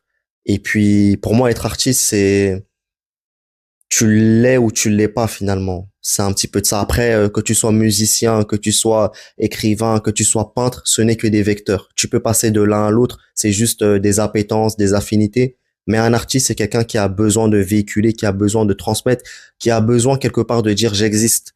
Et je pense que c'était mon cas. Alors pour rebondir sur le dessin, j'ai pu voir certaines de tes œuvres quand on a travaillé ensemble. C'était très linéaire finalement, C'était très limité. très cubique. Oh, il y avait une patte, vous êtes dur. Non, j'ai beaucoup perdu. Moi, je dessinais beaucoup les dessins un peu manga. Ouais. J'avais des classeurs et des classeurs et des classeurs. Je dessinais, je faisais ça vraiment toute la journée. Et ce que je faisais, c'est que je prenais une image. Par exemple, j'allais prendre Naruto, j'allais regarder et je dessinais à l'œil, vraiment sans méthode. Donc, quand je te dessine toi, c'est du coup, il reste pas grand-chose parce que j'avais pas réellement une vraie méthode. Je dessinais vraiment à l'œil et voilà, je recommençais jusqu'à temps que j'aimais bien le résultat. Donc, Mm. oui, c'était limité, mais j'avais une patte, il fut un temps à l'époque. Une patte Picasso. C'était, oui. On va dire ça. Et Momo, est-ce que tu es plutôt d'accord avec cette idée, cette pensée qui nous a partagé du coup, de dire que on est artiste ou on l'est pas, et que c'est un vecteur finalement? Je pense qu'on peut devenir artiste aussi parce que la volonté de vouloir transmettre, enfin, c'est pas quelque chose qui est inné, c'est quelque chose qui se développe, c'est quelque chose qui te vient avec le temps. Ça peut être un événement particulier, ça peut être plein de choses, mais je pense que, ouais, on peut être artiste ou ne pas être artiste. On va dire c'est un peu la finalité, mais on peut devenir artiste. C'est pas là si des auditeurs nous écoutent et disent merde, je suis pas un artiste, bah peut-être que tu vas le devenir, tu vois. Donc je rejoins dans l'idée, mais pour moi c'est pas quelque chose qui je te redonne la parole, Meurtri. C'est super intéressant. Je pense que c'est deux visions qui s'opposent au final. Et chacun pourra décider de celle qui lui convient ou celle qu'il trouve le plus vrai. Moi, je pense vraiment que si tu deviens artiste, c'est que tu l'étais. Donc, effectivement, il y a une notion d'accomplissement, mais au final, c'est que tu l'étais. Moi, je faisais des dessins comme la demoiselle à ma droite le soulignait un peu limite, mais c'est pas une question de faire quelque chose d'accompli ou pas à la base. Dans l'essence, je parle, c'est une question d'avoir cette volonté de vouloir transmettre. Et aussi loin que je me rappelle, j'ai toujours eu le besoin d'exprimer ma créativité, le besoin d'exprimer mes sentiments. Et peut-être qu'avant, je le faisais beaucoup moins bien avec les mots. Et donc, il fallait que j'ai des vecteurs. Parce qu'en tant qu'être humain, au bout d'un moment, on a tous un petit peu ce besoin de dire j'existe. Il y en a qui arrivent peut-être plus naturellement par d'autres manières. Et il y a des gens qui sont peut-être plus soit introvertis, soit qui ont plus de difficultés à s'exprimer sur certains sujets et qui ont le besoin de faire sortir des choses. Et donc, du coup, là commence à naître l'artiste dans son essence. C'est très intéressant. Après, faut voir aussi qui définit si t'es un artiste ou pas. Est-ce que tu te définis comme artiste ou est-ce que les gens te définissent comme un artiste? Par exemple, il y a des petits Chinois, ok, qui très très tôt savent jouer du piano mais à la perfection, du violon, du violoncelle, des instruments très techniques. Et tout le monde aperçoit ces jeunes comme des artistes. Mais est-ce que eux se considèrent comme des artistes? C'est pour ça où je me dis, c'est pas parce que t'as un talent ou que tu fais quelque chose de bien ou parce que t'arrives à véhiculer des émotions, si ça part pas forcément de toi, est-ce qu'on peut te considérer vraiment comme un artiste? Parce qu'il y a plein de petits, enfin ces petits dont je parle. La plupart, bon, peut-être après il y en a qui vont kiffer avec le temps, mais il y en a plein qui sont contraints de faire ces choses-là. Il y en a plein qui n'apprécient pas forcément et pourtant ils sont catégorisés comme des artistes. Il y a leurs morceaux sur Spotify, etc. Donc ça dépend vraiment de si c'est toi qui te définis comme artiste ou si on te définit comme tel. Je pense. Pour moi, j'ai pas forcément envie de mettre la notion de talent dans un premier temps parce qu'il y a des bons artistes. Il y a des artistes qui sont moins bons et au final, il y a toujours cette part de subjectivité. Donc au final, le bon artiste, qui le définit? Tu vois? Est-ce que parce que toi, tu apprécies cette œuvre ou du coup cet artiste, selon toi, est-ce que c'est un artiste pour autant? Tu vois? Moi, je pense que la définition d'artiste, c'est à toi de la définir par rapport à toi déjà. Tu vois? Et effectivement, il y a des grandes lignes. Et ces grandes lignes, pour moi, c'est celles que j'ai citées. Après, la notion de talent, au final, il y a une part de subjectivité. Si vraiment on veut rentrer dans le sujet, quand on parle de n'importe quel art, moi, je peux parler de mon art, je peux parler du rap, je peux parler de l'écriture. Il y a des codes, il y a des règles. Donc, au final, je peux dire si cette personne-là est dans les codes ou n'est pas dans les codes. Mais je vais te donner un exemple. J'ai une amie photographe.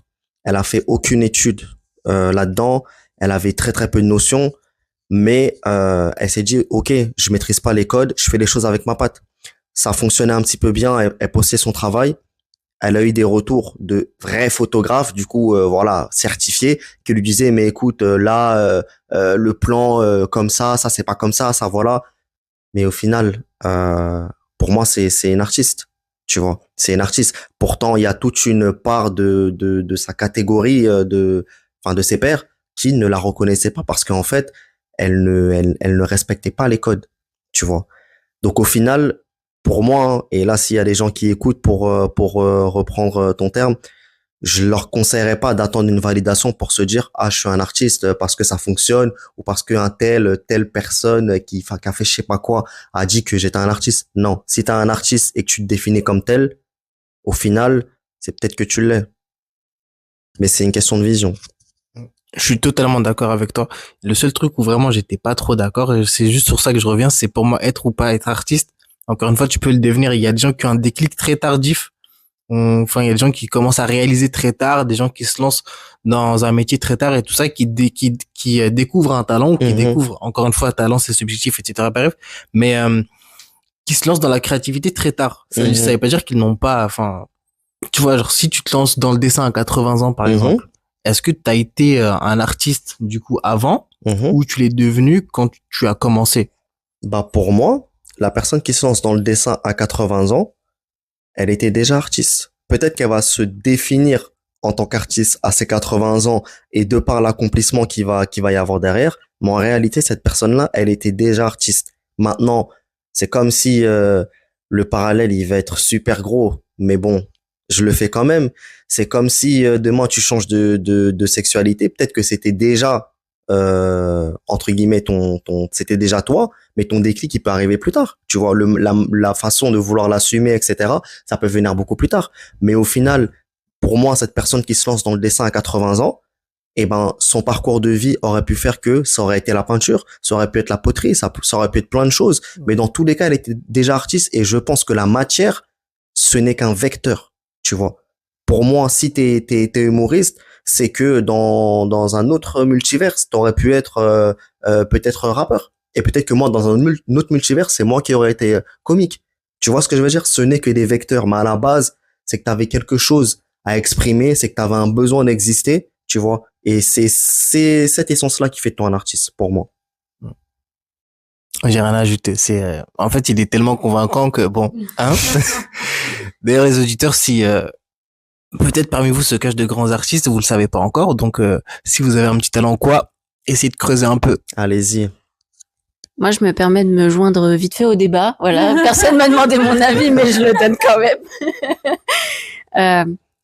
La question d'être artiste ou pas artiste, moi, c'est vrai que je le rencontre quasiment tous les jours parce que je reçois des manuscrits de personnes qui se disent écrivains. Après, non, mais quand je dis se disent écrivains, c'est ce que eux me disent. Et honnêtement, je ne les contredis jamais parce que en soi, déjà de un, ils écrivent. J'ai du mal à écrire. Voilà, je travaille dans le livre alors que j'ai du mal à écrire. C'est pas que j'en ai pas envie, mais c'est que j'ai du mal. Ensuite, la question de comment on se définit, c'est vraiment propre à chacun. Et par exemple, ça arrive, on en parlait il y a quelques secondes, que je sais pas, quelqu'un un peu âgé qui, une fois arrivé à la retraite, voilà, s'est mis à écrire et envoie son manuscrit en disant voilà, j'ai voulu faire ça toute ma vie et maintenant je sais que je suis écrivain. Mais je me dis que cette personne, elle a pas pu. Enfin, après c'est que mon avis et ça reste mon point de vue. Écrire, c'est un exercice qui est compliqué. Peu importe ce qu'on écrit, je trouve que c'est compliqué, que c'est intime, que ça prend du temps. Quand on veut développer son style, quand on veut développer une histoire, quand on veut développer aussi des sentiments à transmettre à travers cet art qu'est l'écriture finalement. Pour moi, cette personne, si elle a réussi à écrire quelque chose comme ça à son âge, elle avait quelque chose à dire avant et elle s'est entraînée avant. Donc je pense que effectivement, on est artiste entre guillemets dans l'âme. mais qui a différents, enfin, je sais pas, pour 1 milliard de raisons finalement. Parfois, on le fait pas, parfois on le fait beaucoup plus tard. Mais je pense effectivement que voilà, qu'on est artiste finalement. Je pense que tu es plutôt d'accord avec moi, puisque quand nous nous sommes rencontrés, c'est vrai qu'on a eu beaucoup de points communs aussi. Oui, assez rapidement. Puis, il y a un truc aussi, peut-être, on n'a pas trop appuyé dessus, même si tu as l'âme d'un artiste, je pense que c'est que peut-être 20% du travail. Genre, les 80 autres pourcents, c'est vraiment le travail. Exactement. C'est important de le préciser. Voilà, que tu vas fournir. Par exemple, moi, il faut savoir que je suis une très grosse fan de Beyoncé. C'est vraiment une personne que j'admire beaucoup en tant qu'artiste. Et je sais que cette personne-là, elle courait sous la pluie, elle faisait le tour de stade en chantant au clair de la lune et en étant dans des bonnes notes, tu vois. Et aujourd'hui, ça fait partie d'une des performeuses qui a une cage thoracique, mais maman, t'as peur! C'est pas tout le monde qui peut tenir des notes et qui peut bouger comme elle le fait sur scène, tu vois. Donc, même si t'es artiste, je pense que la notion du travail, elle a quand même une importance qui est significative. Et tu vois, tu peux te définir comme artiste, tu peux avoir quelqu'un en face de toi qui va pas du tout se définir comme tel, ou qui va avoir peut-être une fibre artistique qui va être moindre que toi. Mais si cette personne, elle a plus taffé, et j'aurais tendance, je pense, à privilégier la personne qui aura plus taffé parce que on ressent qu'il y a quelque chose derrière. On est bien d'accord. Est-ce que vous connaissez la théorie d'A.J. Miller? Pas du tout. C'est une théorie qui dit que pour être expert dans un domaine, il faut passer au moins 10 000 heures de travail. Et je pense que ça s'applique super bien à tout ce qui est artistique, dans le sens où, effectivement, après un art, ça se perfectionne. C'est comme le karaté, hein. Voilà, faut maîtriser son karaté. Donc, il y a la ceinture blanche, après il y a la ceinture marron, il y a la ceinture noire. Donc, le travail, c'est une notion qu'on peut pas dissocier, en fait. On peut pas dissocier de tout ça. Mais si on va sur l'essence, et moi j'étais vraiment dans ça, c'est-à-dire limite l'artiste en puissance, il a le potentiel à lui, comme un sorte de gène que tu peux avoir et qui se réveille jamais en toi. Tu l'as, maintenant le déclencher et arriver à ce truc-là, c'est vrai que ça peut être encore autre chose, mais en tout cas, si tu as ce truc-là en toi, ce besoin, comme j'ai dit, d'exprimer, ce besoin d'exister, de véhiculer, c'est qu'au final, tu es artiste en toi. Après, bien évidemment, il y a des choses, voilà, on va peut-être s'accorder beaucoup à dire que ça, c'est moins bien, ça, c'est plus bien, mais il y a toujours la part de subjectivité. Et après, je te redonne la parole, ouais. Bah, du coup, c'était juste une question, vu que pour toi, t'as dit que c'est dire j'existe aussi, tu vois. Ouais. Être artiste, c'est dire j'existe. Les mouvements sociaux, la politique, est-ce que c'est une forme d'art finalement, à tes yeux? Parce que finalement, c'est des personnes qui dénoncent et qui disent non, on est là, on veut pas ça. Non, on est là, on veut ça. Les marches, tout ça, les marches blanches, tout ça, enfin, marche blanche, putain, c'est tellement dark. Mais tu vois ce que je veux dire, tu vois, je pense. C'est une bonne question à laquelle j'ai pas forcément la réponse, pour être honnête. C'est une bonne question, faudrait réflexionner. Parce qu'effectivement, il y a un besoin d'exister. Est-ce qu'il y a un besoin de véhiculer? Effectivement aussi. Donc peut-être qu'il faudrait rajouter des ingrédients à la notion pour qu'elle soit plus complète. Parce que là, de prime abord, j'aurais envie de te dire que un politicien n'est pas forcément un artiste, même si j'ai tendance à voir un peu l'art des fois un peu partout. Je sais pas si j'irai jusque-là. Donc peut-être qu'il manque des ingrédients à notre notion pour vraiment dire, OK, là on parle d'artistique. En tout cas, c'est vrai que moi, ce que je mets en avant, c'est le besoin de véhiculer, le besoin d'exister. Il y a aussi le côté, généralement, il y a une souffrance derrière l'artiste aussi. Je pense qu'on peut rajouter ça dans la notion. Il y a souvent cette notion-là, hein. Même chez les artistes les plus joyeux, il y a toujours une forme de névrose. De névrose, ouais. L'artiste est souvent névrosé, ouais. Oui, c'est vrai. Donc je pense qu'il y a ça, mais il y a sûrement d'autres ingrédients qu'on n'a pas pensé à évoquer dans la définition de l'artiste. Mais en tout cas, je pense qu'il y a cela, ouais. Ok, merci pour ta réponse. Je vais rebondir et je vais passer à un tout autre sujet parce que c'est quelque chose qui moi, hier, me taraudait dans l'esprit, tu vois. Est-ce que pour toi, il est nécessaire de lire pour écrire? Parce que on peut voir aujourd'hui nombre de rap. Attends, j'arrive pas à parler le français là. Nombre de rappeurs, ouais. Oui, nombre de rappeurs qui réussissent à percer sans forcément avoir des textes bien fournis ou riches comme par exemple un Kerry James, tu vois. Et je dis pas que ces personnes-là ne lisent pas, bien au contraire, je suis pas dans leur vie, je peux pas, Ouais, mais voilà. je vois ce que tu veux dire quand même, ouais. Voilà, mais il y a un vocabulaire, une syntaxe, bah oui, qu'il y a pas forcément dans les anciens textes.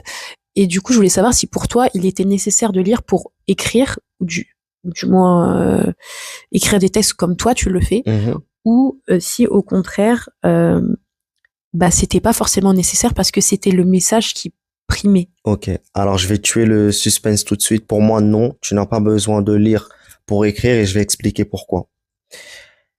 Surtout dans le domaine de ce qu'on fait du rap.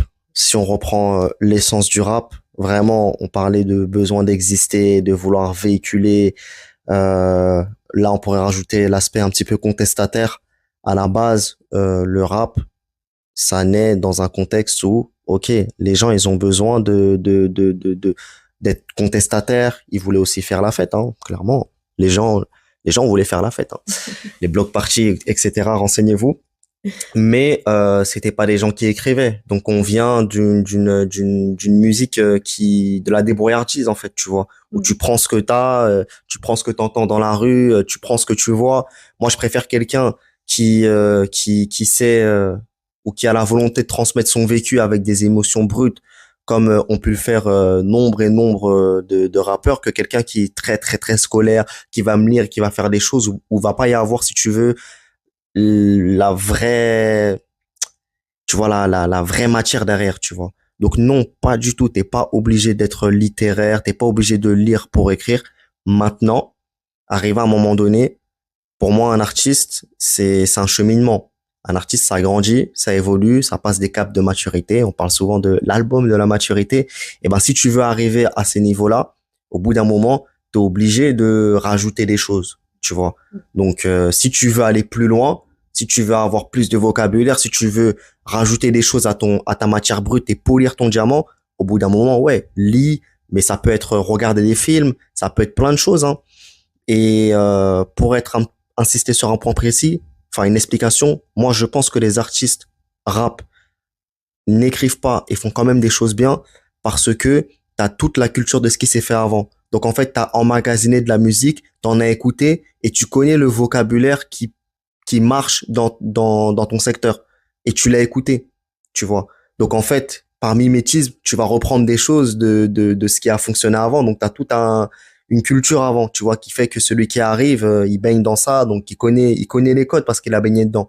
Donc non, tu n'as pas besoin d'écrire pour être rappeur ou même pour être artiste. Il y a ce qu'on appelle les autodidactes, mais c'est toujours mieux pour moi.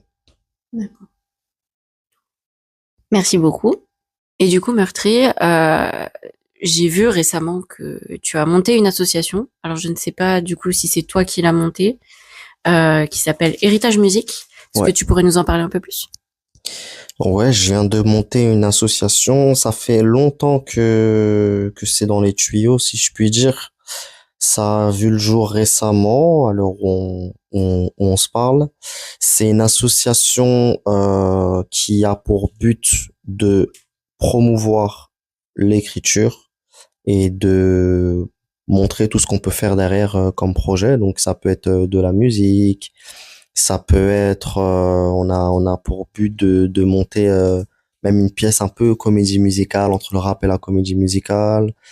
Ça peut être derrière faire des clips, ça peut être derrière faire des concerts, mais tout ça, ça part au final de quelque chose, ça part de l'écriture. Donc moi, j'avais envie de partir de cette base-là et d'amener la jeunesse à créer plein de choses derrière. Donc c'est une association qui est toute jeune, hein, qui débute et qui a pour vocation de s'étendre. Mais du coup, c'est destiné à la jeunesse. Donc, c'est-à-dire comment ça se passe dans les faits? Les jeunes viennent vous retrouver à un endroit et vous produisez de la musique ensemble, c'est ça?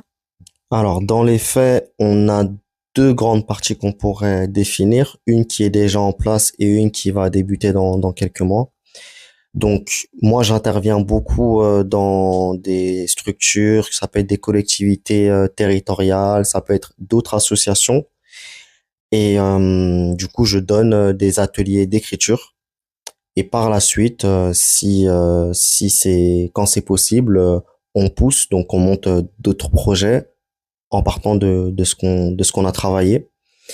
Et je vais prendre mes propres jeunes à moi, si je puis dire, et on va monter des projets comme j'ai pu le dire. Donc ça peut être des concerts, ça peut être produire des albums, ça peut être faire des comédies musicales, ça peut être tout un tas de choses qui partent de l'écriture.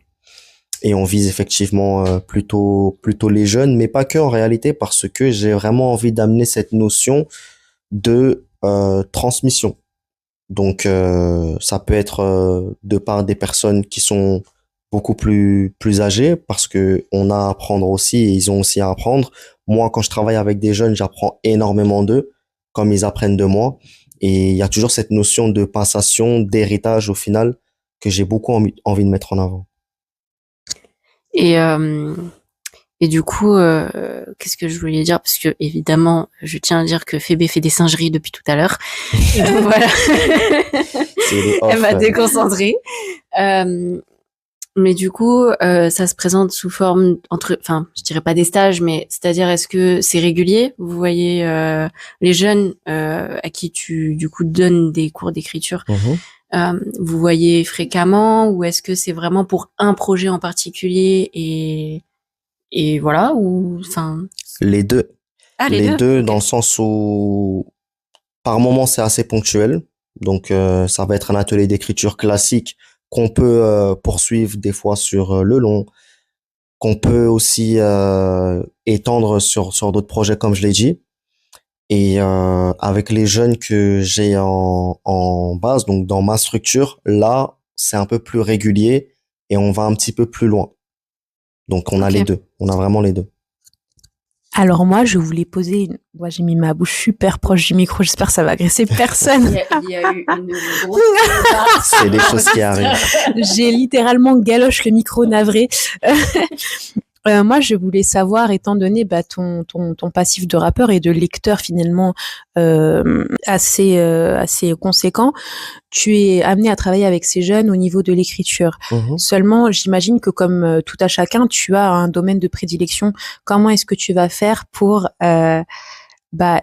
accompagner, aider ce jeune qui va écrire, par exemple, je sais pas, peut-être qu'il va être passionné d'histoire ou de romance ou d'aventure de cap et d'épée ou de romans policiers. Comment est-ce que toi tu vas faire pour l'aider et l'accompagner si c'est pas ton domaine de prédilection? Tout à fait. Ok. Alors en moyenne, ce qu'on fait, c'est de l'initiation sur les jeunes qu'on touche. Donc en général, c'est les gens qui ont parfois une petite appétence, mais en général, ils veulent plutôt découvrir. Donc en fait, on prend les bases, et les bases en termes, quand on parle d'écriture, il y a des choses, c'est un petit peu universel. Donc ça va servir à tout un chacun. Maintenant, si on parle de la personne qui est peut-être plus aguerrie, plus expérimentée, elle ne va pas être touchée par ce qu'on propose au niveau de l'initiation, mais on a des projets qui sont un peu plus annexes et qui seront mis sur pied, comme par exemple, on va certainement monter une comédie musicale, et ça va être un petit peu transverse au niveau des secteurs. Donc tu peux avoir quelqu'un qui est issu de la danse, quelqu'un qui est issu du théâtre, quelqu'un qui est issu du rap, etc., un musicien. Et l'objectif, c'est de voir qu'est-ce qu'on crée avec ces personnes qui ont des compétences et des connaissances qui sont respectives. Et moi, je suis beaucoup dans la notion de transmission, d'échange, de partage.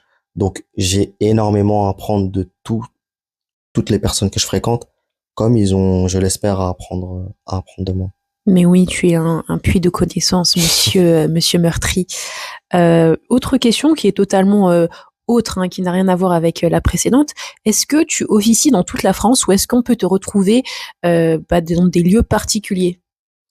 Alors, quand on intervient un peu partout, dans la limite de la logistique et de l'organisation, parce que je travaille avec les structures comme les collectivités territoriales et les associations sur devis pour être transparent. Donc en fait, on s'arrange entre guillemets, on convient de quelque chose, et ensuite on s'organise comme tel.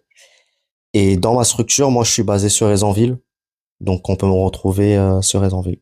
D'accord, très bien. Donc du coup, on va à Aisanville et on dit je veux trouver meurtrier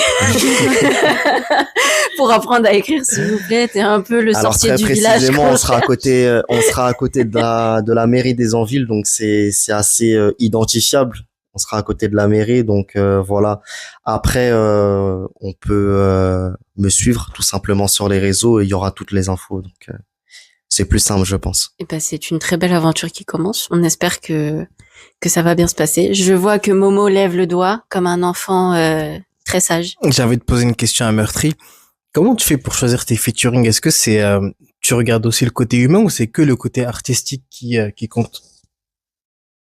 Alors il y a toujours un mélange des deux parce que un artiste dans l'humain, je n'apprécie pas sa musique, ça va être compliqué. Un artiste qui est super fort, mais j'apprécie pas son humain, ça va être compliqué aussi. Donc c'est une petite balance des deux. C'est une petite balance des deux. Plutôt je parlais d'une artiste avec laquelle je suis en train de collaborer. J'aime énormément l'humain et j'aime l'artistique aussi. Donc c'est un mélange des deux au final. C'est un mélange des deux. Ok. Est-ce que peut-être, Mohand, t'as envie de faire une collaboration artistique avec Meurtri? Bien sûr.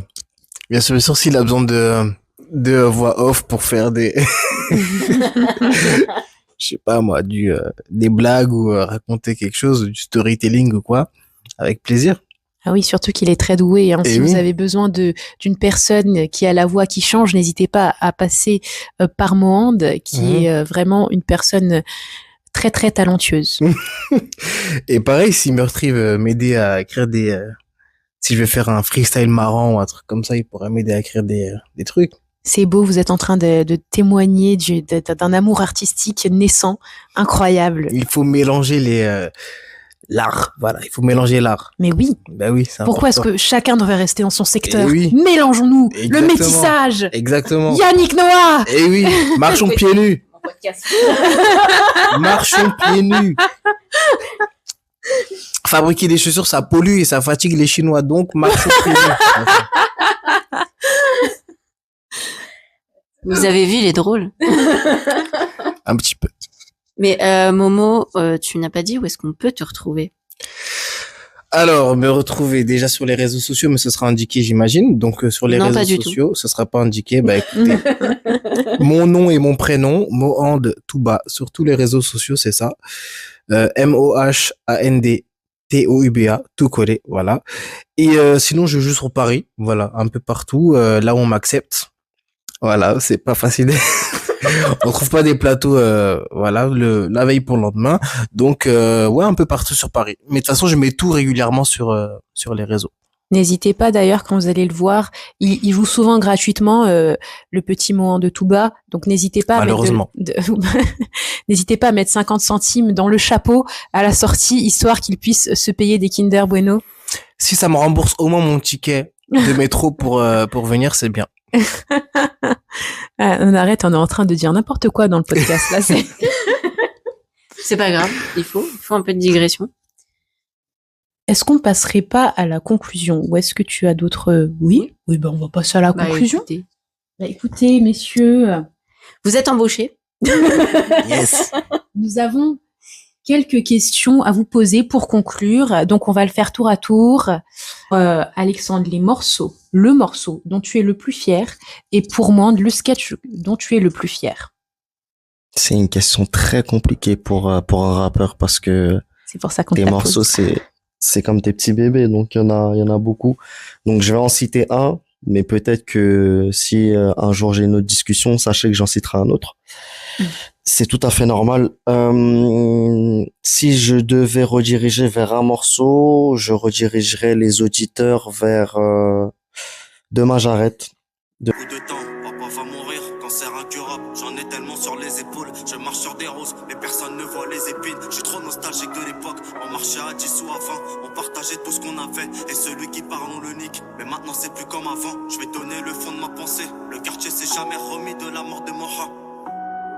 Rien n'est plus comme avant, on est bon qu'à se remémorer. Chacun est bloqué dans ses vices, te laisse deviner. Demain j'arrête, c'est un titre que j'ai écrit quand vraiment j'étais dans une phase où ça allait pas très fort, où je passais par beaucoup d'étapes, et je pense que c'est le morceau qui résume le mieux ce que je suis en tant qu'artiste. Donc la meilleure carte de visite, si vous avez envie de découvrir ce que je fais, c'est Meurtri, Demain j'arrête. Il y a un clip sur YouTube et vous pouvez le retrouver sur toutes les plateformes de streaming. Vous tapez simplement Meurtri, Demain j'arrête. Mais t'as pas arrêté du coup. J'adore l'humour, moi aussi. J'aime rire. Il faut écouter pour comprendre. Il faut écouter. Il faut se plonger dans l'univers. Moi, mon sketch dont je suis le plus fier, je sais pas si ça sert à quelque chose finalement que je vous le dise parce qu'il est introuvable hein, finalement, mais peut-être que je vais vous envoyer quelques images. C'est le premier sketch que j'ai fait à l'école, donc c'était vraiment le niveau était faible hein, pourtant. Si vous voyez des images, vous verrez que c'est vraiment pas ouf, mais je sais pas, il y a de la fierté parce que c'est le premier en fait. Les nouveaux variants, comme si c'était des méchants dans les jeux vidéo, tu sais, genre... Le nouveau variant est plus fort. Il est plus dangereux. Il est plus contagieux.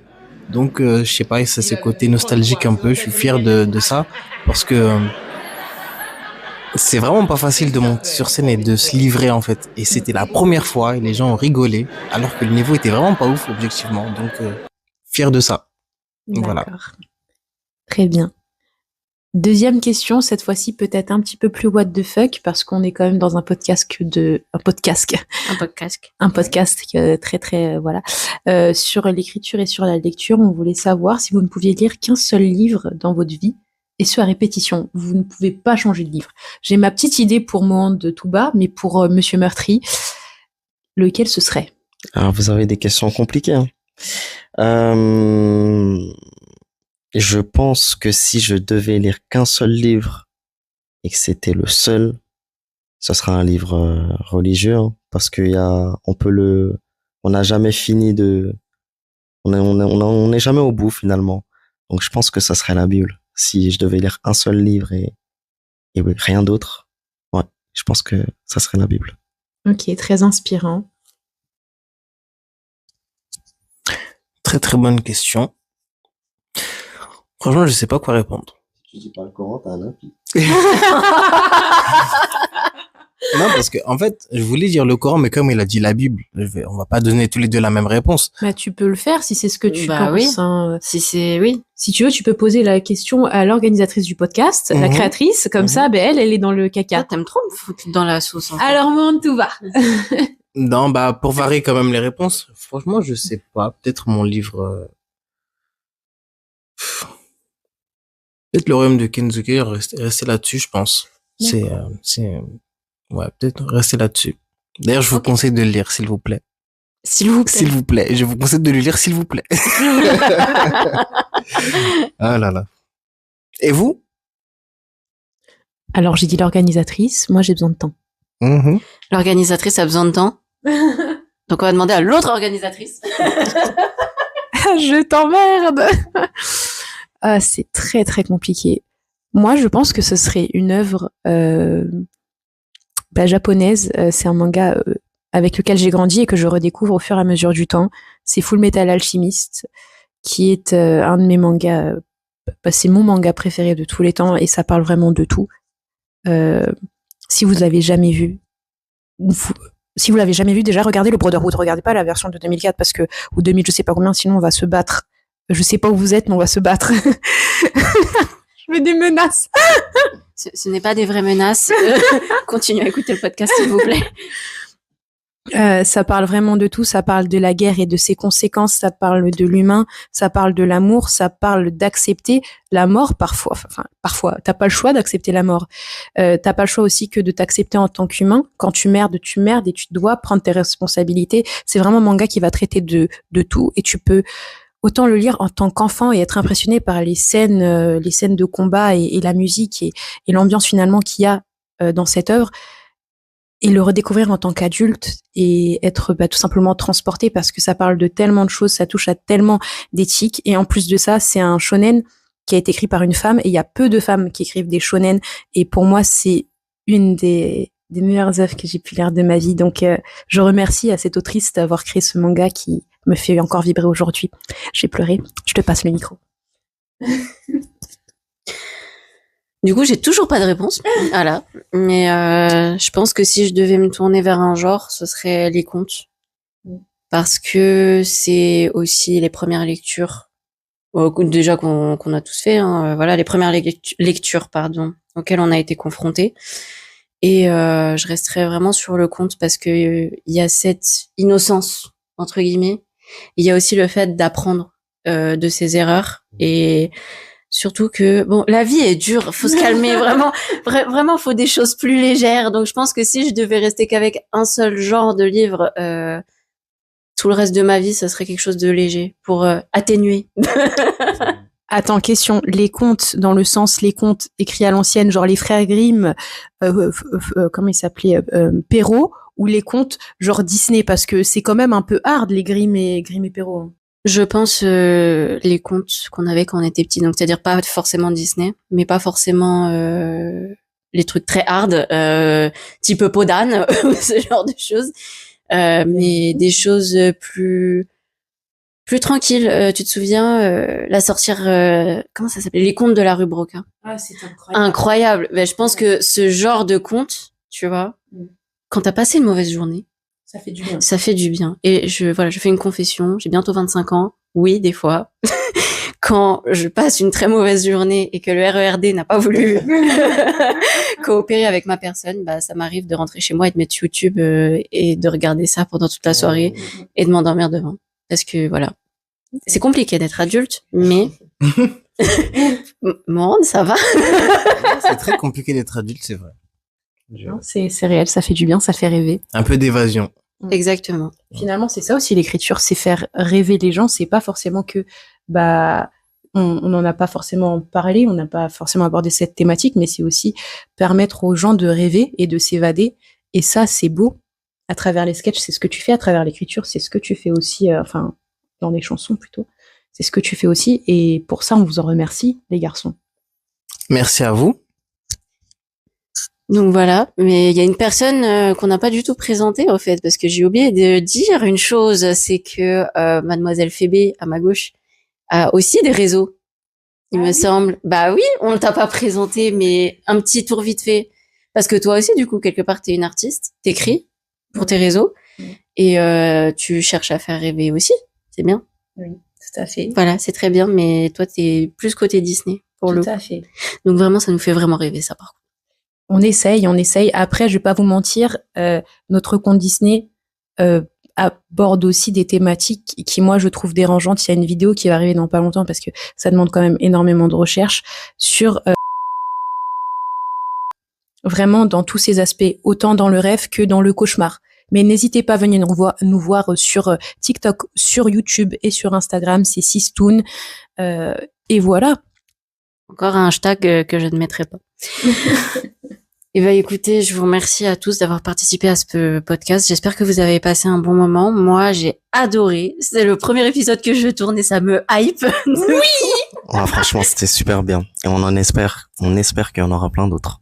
Bah, j'espère aussi. Et puis, j'espère vous apporter aussi de la visibilité et que vous m'apporterez de la visibilité. On va couper ce moment. Je vais le laisser. Mais non, j'espère en tout cas que Morane, tu rempliras plus tard le Zénith. Et toi aussi. Et peut-être que tu feras sa première partie. Mhm. Ah ah. Sait-on jamais. Moi, je rêve qu'il remplisse le Grand Rex parce que c'est l'un de ses rêves les plus importants, donc je souhaite que ça le fasse. Exactement, c'est un de mes plus grands rêves. Pourquoi le Grand Rex spécifiquement? C'est une salle qui m'a fait vivre trop d'émotions dans ma vie, que ce soit cinématographiquement, spectacle, enfin, j'ai vécu trop de moments intenses là-bas et je me dis un jour je vais faire vibrer les gens comme on m'a fait vibrer, mais dans cette salle. Elle est très belle cette salle. C'est un objectif. C'est si je le fais, je vais pas dire que c'est fin de carrière parce que ce serait dommage de s'arrêter à là, mais un grand accomplissement déjà. Il y a un rêve qui sera réalisé. Après, il faudra avoir un autre rêve, du coup. Bah écoutez, on va faire une pétition pour que Momo se produise au Grand Rex. Alors moi, si je puis me permettre, mon rêve, c'est que t'aies ta maison avec des bananes bleues. J'y tiens encore. Là, je le dis dans le podcast, comme ça, les gens pourront témoigner. Je rêve de ça. Voilà. Et ton plus grand rêve meurtri? Bon, artistiquement, j'ai pas vraiment d'accomplissement particulier. Je fais déjà ce que j'aime. J'espère juste continuer à faire ce qui me plaît et que ça touche le maximum de gens possible. Ce serait déjà super bien. Peut-être un featuring qui te ferait rêver. Je sais que tu es un grand fan de Kerry James, par exemple. Ouais. Il y a Ouais. beaucoup de featuring que j'aimerais bien faire. Je ne mettrai pas un featuring de rêve, mais des featuring souhaités. Et ça concerne tous les artistes que j'ai pu écouter. Tous les D'accord. artistes que j'ai pu écouter. Ouais. Ok. C'est une réponse très complète, finalement. Eh ben, écoutez, merci à tous. On peut dire que c'est une fin de tournage. Et merci à tous de nous avoir écoutés. Je vous laisse partager, liker. Voilà, regardez bien la description parce que vous pourrez avoir tous les liens vers tous les comptes. Et voilà, j'espère que ça vous a plu. N'hésitez pas aussi à commenter. Voilà, si vous avez des questions, on est là. Et puis Et on y répondra, on y et on y répondra. répondra bien évidemment.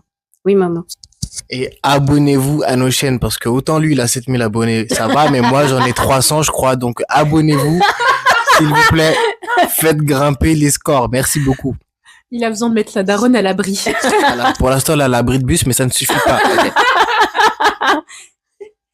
Bah écoutez, je vous souhaite une bonne soirée à tous et puis je vous fais des gros bisous. À bientôt pour un prochain épisode. Bye bye. Salut.